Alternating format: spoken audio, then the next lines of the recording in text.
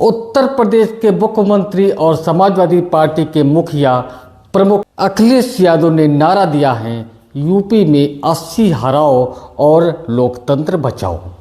उन्होंने उत्तर प्रदेश की सभी 80 लोकसभा सीटों पर बीजेपी और उसके गठबंधन एनडीए को हराने का फार्मूला दिया है। अखिलेश अपने फार्मूले को पीडीए यानी पिछड़ा, दलित और अल्पसंख्यक का नाम देते हैं। विपक्षी इंडिया गठबंधन की बैठक के बाद अखिलेश यादव ने मीडिया से बात की। उन्होंने कहा, बहुत जल्द ही सीटों पर बंटवारा होगा और हम जनता के बीच में होंगे। उन्होंने दावा किया कि आगामी लोकसभा चुनाव में यूपी से बीजेपी का सफाया हो जाएगा। अखिलेश बोले, यूपी में गठबंधन 80 हराएगा और भारतीय जनता पार्टी देश से हट जाएगी। लेकिन क्या यह संभव है? क्या अखिलेश के पीडीए फार्मूले और इंडिया गठबंधन की छतरी तले विरोधी दलों के एकजुट हो जाने से यह मकसद सध जाएगा? कहा जा रहा है कि अखिलेश यादव यूपी में इंडिया गठबंधन के अगुवा के रूप में सपा को बहुत बड़ा हिस्सा दिया जाने की इच्छा रखते हैं। कांग्रेस पार्टी हो या कोई और साथी, अखिलेश की भावना का कितना ख्याल रख पाएगी या तो जल्द ही देखने को मिल जाएगा। लेकिन यह भी मान लिया जाए कि इंडिया गठबंधन की सभी पार्टियां सपा के साथ क्या उसके पीछे भी मजबूती से खड़ी हो पाएगी? तो क्या अखिलेश वो कमाल दिखा पाएंगे जिसकी भविष्यवाणी वो कर रहे? इस सवाल का जवाब ढूंढने के लिए कुछ आंकड़ों पर गौर किया जा सकता है। हालांकि यह भी सच है, आंकड़ों से चुनावी समीकरण नहीं सजते। इसके लिए शतरंज की बिसात पर चली ज़्यादा से ज़्यादा चाल के सटीक बैठना भी जरूरी होता है। खैर, आइए समझने की कोशिश करते हैं कि 2019 के चुनावी आंकड़े क्या कहते हैं। पिछले लोकसभा चुनाव में विपक्ष की 9 पार्टियां सपा, कांग्रेस, सीपीआई, एनसीपी, आप, जेडीयू, आरएलडी, शिवसेना और फॉरवर्ड ब्लॉक को कुल करीब 26.37% वोट और 6 सीटें हासिल हुई थी। इन पार्टियों के 2024 लोकसभा चुनाव में भी साथ लड़ने के आसार हैं, जबकि पिछली बार साथ लड़ी बसपा इस बार अलग थलग है। 2019 के चुनाव में बसपा 19.43% वोट और 10 सीटें लाकर उत्तर प्रदेश में बीजेपी के बाद दूसरी सबसे बड़ी पार्टी बनी थी। हालांकि इस बार वह न बीजेपी के एनडीए और न विपक्ष के इंडिया गठबंधन का हिस्सा बनने वाली है। वहीं 2019 के चुनाव में अलग लड़ी कांग्रेस इस बार गठबंधन में लड़ने वाली है। अब एक नज़र पिछले लोकसभा चुनाव में यूपी में बीजेपी के नेतृत्व वाले एनडीए के प्रदर्शन पर करते हैं। विपक्ष की तरह बीजेपी के साथ ज़्यादा पार्टियों ने यूपी में चुनाव नहीं लड़ा था। लोकसभा सीटों के लिहाज से देश के सबसे बड़े प्रदेश में बीजेपी को सिर्फ अपना दल का साथ मिला था। वहाँ बीजेपी को 49.98% वोट और 62 सीटें, जबकि सहयोगी पार्टी अपना दल को 1.21% वोट और 2 सीटें हासिल हुई थी। इस तरह यूपी में एनडीए को कुल 51.19% वोट के साथ कुल 64 सीटों पर विजय मिली थी।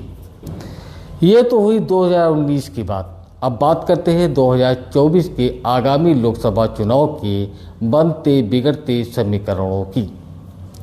बसपा इस बार किसी गठबंधन का हिस्सा न होकर स्वतंत्र चुनाव लड़ेगी। तो क्या पिछली बार उसके हिस्से में आए 19.43% वोटों का बंटवारा हो जाएगा? अगर होगा तो कौन सा खेमा ज़्यादा हिस्सा लेने में सफल रहेगा? क्या इससे उलट मायावती की बसपा अपने वोट प्रतिशत बढ़ा लेगी? इन सवालों के जवाब ढूंढने जरूरी हैं, क्योंकि कई बार वोट प्रतिशत में मामूली अंतर से ही सीटों में बड़ा अंतर आ जाता है। पिछले लोकसभा चुनाव को ही देख ले, सपा को बसपा से महज 1.32% वोट कम मिले थे, लेकिन सीटें आधी मिली। सपा 5 सीटों तक सिमट गई, जबकि बसपा ने उससे दोगुनी यानी 10 सीटें हासिल की। इन सब आंकड़ों और समीकरणों के बीच सबसे बड़ा सवाल यह है, क्या उत्तर प्रदेश में विपक्ष अपना वोट प्रतिशत में इतना ज़्यादा बढ़ा पाएगा कि वो एनडीए से आगे निकल जाए। 2019 के आंकड़ों पर गौर करें तो एनडीए विपक्ष के बीच में यूपी में करीब 24.82% के वोटों का अंतर है। ऊपर से बीजेपी इस जुगत में है इस बार प्रदेश की 80 की 80 लोकसभा सीटें जीत ली जाए।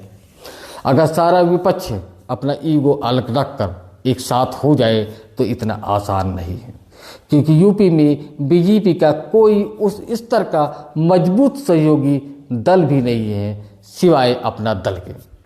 लेकिन विपक्ष के लिए नरेंद्र मोदी का करिश्मा और विधानसभा से इतर लोकसभा में वोटिंग का पैटर्न चिंता का विषय है। उधर विपक्ष या कहे अखिलेश यादव के साथ स्थितियां इसके बिल्कुल विपरीत हैं। कांग्रेस उनसे अच्छी तरह तोल मोल करेगी और सीटों के बंटवारे में काफ़ी मशक्कत हो सकती है।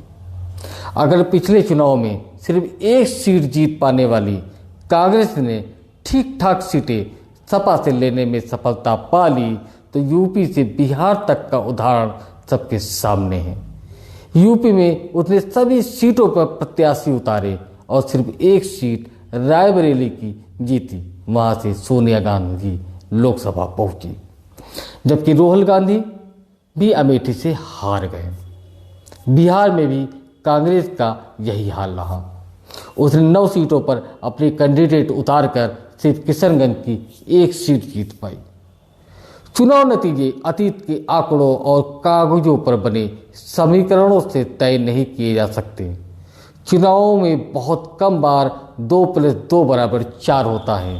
अक्सर जोड़ कर नतीजा 1 तो कभी आधा होता है।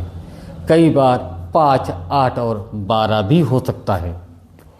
विधानसभा हो या लोकसभा, हर चुनाव में इसके कई उदाहरण देखने को मिल जाते हैं।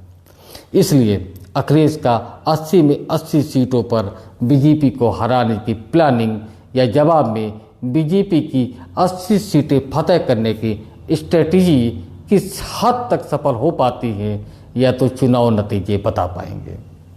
तब तक दावों और अटकलों का दौर तो चलता रहे। नमस्कार।